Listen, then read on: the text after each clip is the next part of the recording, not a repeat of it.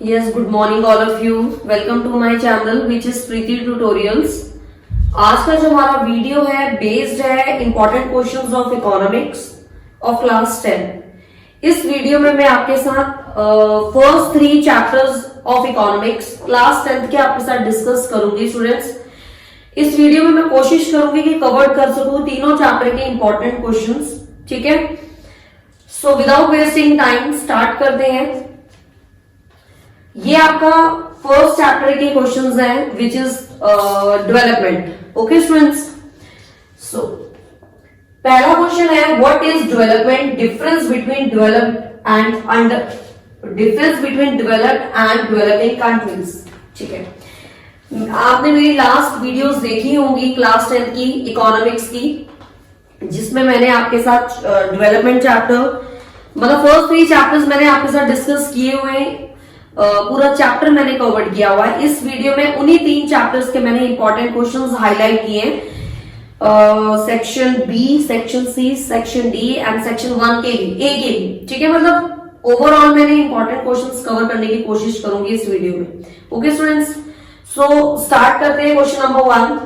What is development and the difference between developed and developing. Development student मैं इसमें आपको explain तो नहीं करूंगी, क्योंकि इस वीडियो में मैंने सिर्फ आपके साथ इंपॉर्टेंट क्वेश्चंस ही डिस्कस करने हैं। If you want the explanation then please go and watch my last videos related to these chapters. Okay students, so development आपको पता ही है इंप्रूवमेंट इन ग्रोथ। ठीक है, जब आपकी ग्रोथ रेट बढ़ रही है, per capita income, then there is a per capita income को increase in the per capita income and reduction in the poverty, as you know this is your development. ठीक है, so difference between developed and developing, as you know that अगर per capita income अच्छी है, living standard high है, तो वो है आपका डेवलप्ड।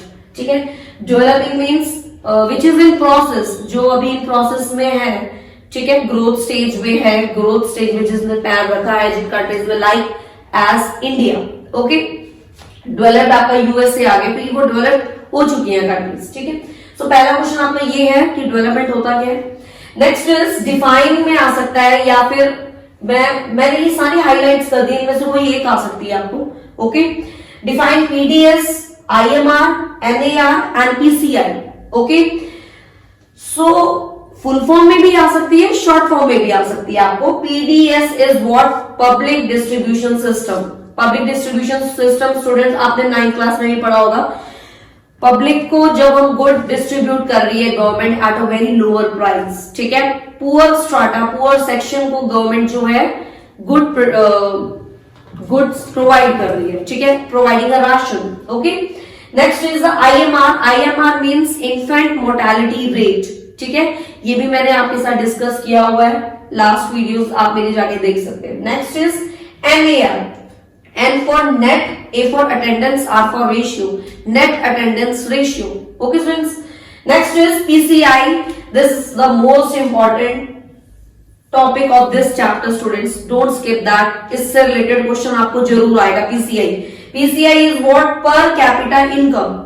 per capita income क्या है, इसका फॉर्मूला है national income upon total population. कितनी नेशनल इनकम है हमारी कंट्री की ओवर टोटल पॉपुलेशन से, आप क्या करोगे उसको divide.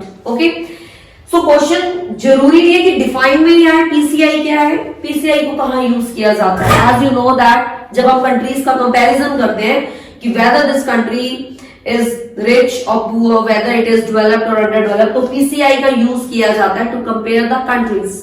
Okay friends, so this is very important.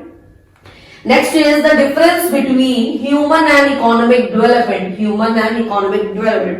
मैं आपको बिल्कुल छोटा छोटा करके हाईलाइट जरूर कर रही हूँ, एक्सप्लेन कर रही हूँ थोड़ा थोड़ा। ठीक है, थोड़ा ब्रीफ दे रही हूँ मैं आपको। तो human and economic development, as you know, economic जो है मॉनेटरी एस्पेक्ट्स को ही इंक्लूड करेगा, ह्यूमन जो है monetary as well as non monetary दोनों एस्पेक्ट्स को इंक्लूड करेगा। ये भी क्वेश्चन मेरी लास्ट वीडियोस में है। ठीक है, सो next is which economic parameter is used to classify the countries into developed and under।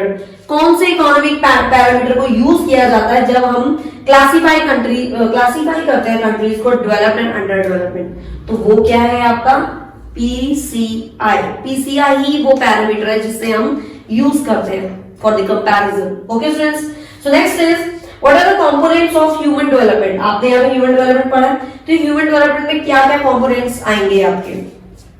PCI आएगा, ठीक है, लाइफ एक्सपेक्टेंसी आएगा, आपका लिटरेसी रेट आएगा, ठीक है। ये 3 कंपोनेंट्स है। यहाँ पे सिर्फ कंपोनेंट लिखा, आप एक भी लिख सकते हो, 2 भी लिख सकते हो, मैंने आपको 3 बता दिए कि 3 components. Okay, now next is the girls in India in rural sector. Rural sector में गर्ल्स जो है इंडिया में specially are sometimes not able to get sometimes the secondary level education. Give 3 reasons. वो कौन से कारण है, वो कौन से रीजंस हैं इंडिया में specially in rural areas, rural sectors में गर्ल्स को why they are not getting their education? क्या रीजंस होते हैं? एक तो पॉवर्टी लाइन है स्टूडेंट्स, ठीक है, पॉवर्टी हो सकता है, ठीक है। सेकेंडरी इज डिस्टेंस, ठीक है। And the next will be the gender discrimination. As you know that villages में gender discrimination होता ही है boys और girls में, ठीक है। So ये थे important questions of this chapter, ठीक है। इस chapter में the most important is PCI. इस पे क्वेश्चन आपको जरूर आएगा। ओके, ये थे आपके चैप्टर 1 के हाइलाइट्स, जो मुझे इंपॉर्टेंट क्वेश्चंस लगे वो मैंने आपके साथ यहाँ पे नोट डाउन किए। इन केस इफ यू, अगर आपको किसी क्वेश्चन में अगर आपको लग रहा है कि यू वांट द एक्सप्लेनेशन, या आपको किसी भी क्वेश्चन में, या यू वांट मोर एमसीक्यूज, ठीक है, then please comment in inbox section students, ठीक है। So let's do chapter number 2 important question.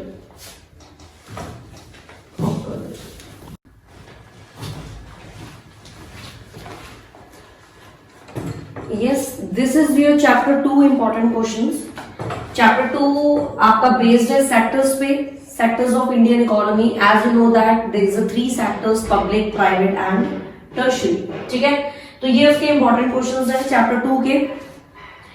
Difference between public and private sector, organized and unorganized sectors, final and intermediate goods, primary, secondary and tertiary sector, and open and disguised unemployment. ये मैंने 5 differences highlight किए हैं, these are very important, ठीक है। इनमें से एक difference question form में आ जाता है और इनके साथ एक और क्वेश्चन ऐड ऑन हो जाता है, how explain with example like that, ठीक है।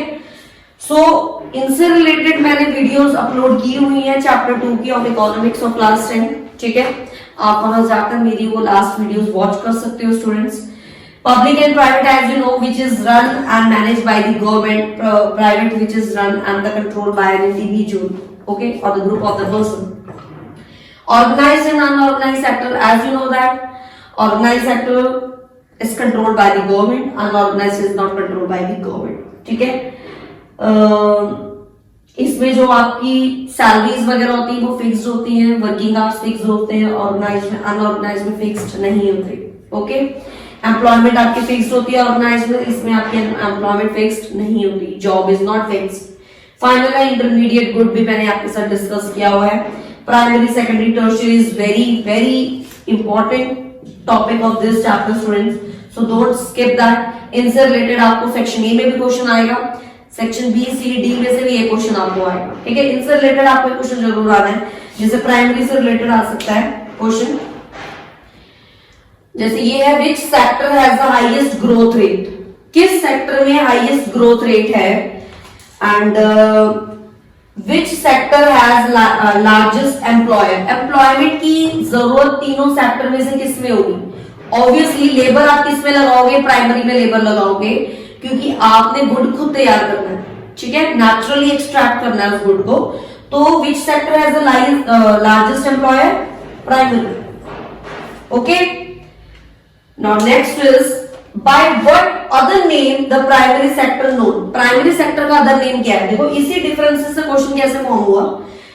By what other name the primary sector को और क्या कह सकते हो? अदर नेम आप क्या दे सकते हो इसका? नेचुरल सेक्टर, ठीक है। तो इसका अदर नेम क्या होगा? Natural sector, okay students. Next is a tertiary पे। Why is the tertiary sector becoming important in India? India में primary sector tertiary sector important क्यों है प्राइमरी और सेकेंडरी में से? Because as you know that tertiary sector sector is known as service sector, ठीक है। Everyone want कि हर किसी को सर्विस चाहिए आजकल, ठीक है। कोई एसी खरीद रहा है तो उसके साथ पूछ रहा है कि एड ऑन क्या है, इसके साथ क्या सर्विस दे रही हो, क्या डिस्काउंट दे रहे हो। Everyone want the services, so that's why the tertiary sector is important. अगर इसके साथ अगर आपको क्वेश्चन आ जाता है कि एक्सप्लेन विद द 4 पॉइंट्स या 4 हेडिंग एक्सप्लेन, तो आप दे सकते हो बेसिक सर्विसेज दे रहे हैं, ठीक है। तो इसलिए ये इंपॉर्टेंट है। ओके स्टूडेंट्स, नेक्स्ट इज जैसे मैंने आपको ये ऑर्गेनाइज्ड अनऑर्गेनाइज्ड है, इससे रिलेटेड भी क्वेश्चन आपको कैसे आ सकता है। What are the advantages of working in organised sector. अगर आप ऑर्गेनाइज्ड सेक्टर में वर्क कर रहे हो, if you are working in organised sector, तो आपको क्या फायदा होगा, व्हाट आर द एडवांटेजेस। देखो, एक तो वर्किंग आवर्स फिक्स्ड होंगे आपके, ठीक है। आपकी जॉब सेफ होगी, आपको एक सेफ एनवायरनमेंट मिलेगा, आपकी जॉब सेफ होगी, आपको डर नहीं होगा कि आपकी जॉब जा सकती है। If you are working in private sector, तो आपके माइंड में ये चीजें जरूर आती हैं कि मेरी जॉब सेफ नहीं है, ठीक है। और जब आप ऑर्गेनाइज सेक्टर में वर्क कर रहे हो या किसी गवर्नमेंट ऑर्गेनाइजेशन में वर्क कर रहे हो, तो आपकी जॉब सेफ होगी, आपके वर्किंग आवर्स फिक्स्ड होंगे। अगर आप एक्स्ट्रा आवर्स लगा रहे हो तो आपको सैलरी मिलेगी और बहुत सारी फैसिलिटीज गवर्नमेंट सेक्टर्स के एम्प्लॉइज को मिलती है। Medical facilities should be there, ठीक है, वो भी होती है वहां पर। ओके, तो ये आपको क्लियर हो गया। जैसे ये डिफरेंसेस है, इनसे रिलेटेड क्वेश्चन भी आ सकता है आपको। Okay friends, next is open and disguised unemployment. Unemployment, as you know, when the person is without a job, when the person not having a job. So अगर डिफरेंस में आ जाता है कि open and disguised, ये भी मैंने explain किया हुआ है। Open is that situation when the person is willing to work, person काम करना चाहता है बट उसके पास जॉब नहीं है। ओके, ओपन अनएम्प्लॉयमेंट ये वहां आकर हो सकती है, ये किसी भी सेक्टर में हो सकती है ओपन, ठीक है। Disguised is that situation when the person is working in that field जहां पर रिक्वायरमेंट से ज्यादा वर्कर को एम्प्लॉय किया हुआ है, ठीक है। सपोज किसी एक फील्ड में 10 वर्कर की रिक्वायरमेंट है पर वहां पर वर्क कर रहे हैं 15, तो 5 एक्स्ट्रा है। So that situation is called a disguised unemployment. ये मोस्टली अगर होता है आपका प्राइमरी सेक्टर में, एग्रीकल्चर सेक्टर में होगा ये। ओके, प्राइमरी सेक्टर को आप एग्रीकल्चर सेक्टर भी कह सकते हो, नेचुरल सेक्टर भी कह सकते हो, अदर नेम में यहाँ पे आ सकता है। ओके, सो ये थे आपके important questions. One thing more, GDP बहुत ही इंपॉर्टेंट टॉपिक है इस चैप्टर का। जीडीपी क्या है? Gross domestic product. पूरे साल में कितना गुड प्रोड्यूस्ड हुआ during a particular period in your country, in a country. Okay students, so GDP, primary, secondary and tertiary, और टर्शियरी सेक्टर, इन तीनों में जो है टर्शियरी सेक्टर में क्वेश्चन जरूर आएगा स्टूडेंट्स। ये बहुत ही इंपॉर्टेंट क्वेश्चन हैं जो मैंने हाईलाइट किए हैं। Okay, so this is chapter 2 important questions. In case if you want the MCQs, अगर आप चाहते हो कि और एमसीक्यूज या फिर टेबल फॉर्म में जो क्वेश्चंस आते हैं, then please students comment in inbox section. So अगर आपको ये मेरी वीडियो अच्छी लग रही हो, so don't miss to like my videos and please share my video students. Okay, and don't forget to subscribe my channel students. Okay, so let's start with the chapter number 3rd. Chapter 3rd के important questions कर लेते हैं। Okay students, yes, this is your chapter number 3rd of economics. Your question number 1 is define the barter system and the double coincidence of bond. Double coincidence of bond और barter system पे question एक जरूर आता है, specially double coincidence of bonds पे question जरूर आता है स्टूडेंट। बहुत इंपॉर्टेंट टॉपिक है। इस चैप्टर की भी मैंने वीडियो अपलोड की हुई है, आप मेरी वीडियोस पे जाके चैप्टर्स को सुन सकते हो, ठीक है। आपको तभी क्लियर होगा ये questions. Barter system as you know, goods के बदले गुड ही एक्सचेंज होगा, ठीक है, मनी का कोई रोल नहीं था, ठीक है, as you know that. Double coincidence of bond, मैं थोड़ा थोड़ा ब्रीफ आपको हर पॉइंट का दे रही हूँ। डबल कोइंसिडेंस ऑफ बॉन्ड्स का मतलब है when both the buyers and sellers are agreed to sell their goods, to buy their goods, ठीक है।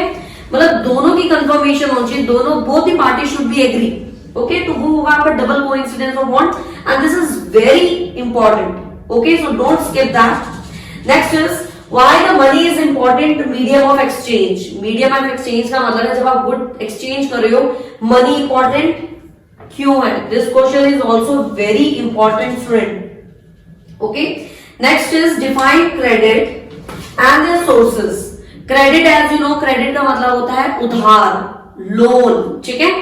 तो ये होता है आपका क्रेडिट। सोर्स क्या है, आप अपना क्रेडिट कैसे, आपके पास कौन से सोर्सेज हैं, आप दो तरीके से पैसे जनरेट कर सकते हो, लोन ले सकते हो, वेदर फॉर्मली या फिर इनफॉर्मली, दो सोर्सेज से आप क्रेडिट ले सकते हो। फॉर्मल वे हो गया जब आप पर्टिकुलर किसी बैंक में जाके लोन ले रहे हो, ठीक है, बहुत ही फॉर्मल तरीके से properly rules and regulation documents के साथ जब आप काम कर रहे हो, डॉक्यूमेंट से जब आप लोन ले रहे हो, तो वो होगा आपका एक फॉर्मल सोर्स।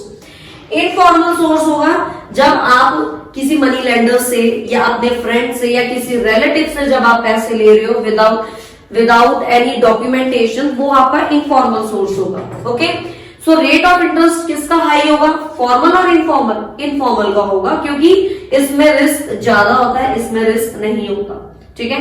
जहां रिस्क ज्यादा है ऑब्वियसली वहां पे आप रेट ऑफ इंटरेस्ट ज्यादा ही पे करोगे। Okay, so this is also very important student. CRR full form में आ सकता है, CRR means cash reserve ratio. Cash reserve ratio क्या होता है कि बैंक जो है हमारी टोटल डिपॉजिट जितनी भी होती है हमारी बैंक में, उसका कुछ पार्ट जो है बैंक अपने पास एज अ रिजर्व रख लेता है, उसको कहते हैं CRR। Next is collateral security.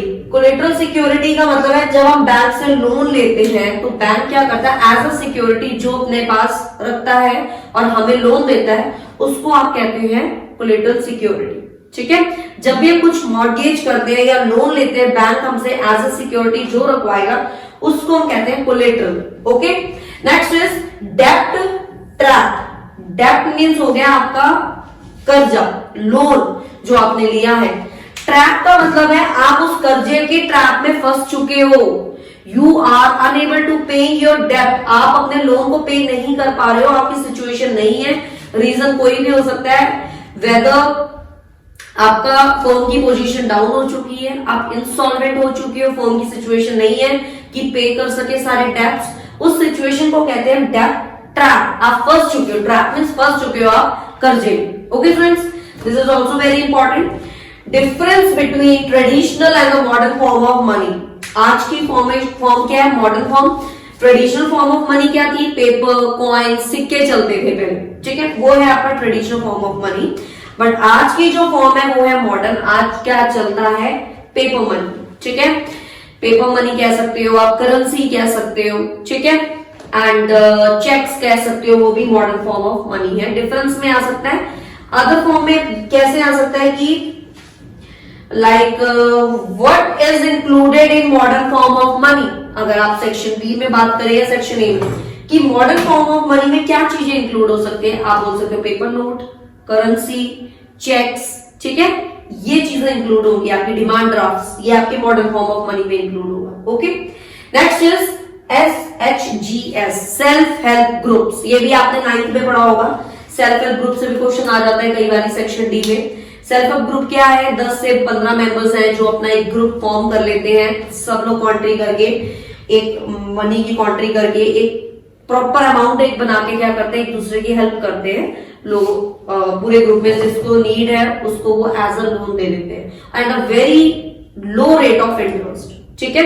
इससे पीपल की हेल्प भी हो जाती है और रेट ऑफ इंटरेस्ट भी कम पे करना पड़ता है, ठीक है। ये मोस्टली वो लोग करते हैं जिनके पास डॉक्यूमेंट्स वगैरह नहीं होते, तो ये सेल्फ एक अपना ग्रुप फॉर्म करके इस ग्रुप को चलाते हैं, ठीक है, for their own benefits. Next is what are the function of banks. देखो चैप्टर पूरा बेस्ड है मनी पे, बैंक्स पे।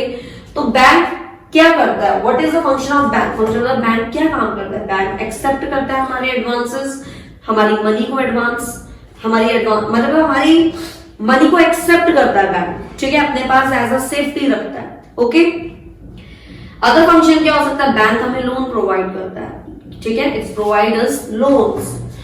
What is included in the modern form of money, ये हो गया। Define currency and demand drafts, तो ये सारे जो है करेंसी, डिमांड ड्राफ्ट्स आपकी मॉडर्न फॉर्म ऑफ मनी है। एक्सचेंज जब हम गुड्स एंड सर्विसेज को करते हैं तो इनका हम यूज करते हैं मॉडर्न फॉर्म ऑफ मनी आज के टाइम में। Okay, so this is the chapter 3rd, money and then credit. इस चैप्टर की बहुत वेटेज है स्टूडेंट्स, ठीक है।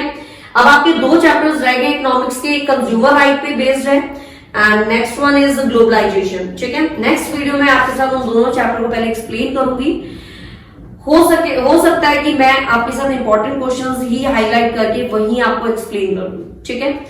देखते हैं क्या होता है। सो ये थे आपके first 3 chapters of economics. In case अगर आपको किसी क्वेश्चन में if you want more MCQs, अगर आपको चाहिए कि मैम इन एमसीक्यूज अपलोड करो, या questions if you want more, या किसी टॉपिक में अगर आपको लगता है, then please comment in inbox section students, okay. So if you like my video, अगर आपको मेरी ये वीडियो अच्छी लगी हो, then please share my video students and subscribe my channel जितने भी न्यू व्यूअर्स हैं, okay students. So meet you with the next video and don't forget to hit the bell icon students, okay students. So till then bye bye and take care students. Meet you with the next video, ठीक है, meet you in the next video students. Till then bye bye and take care students.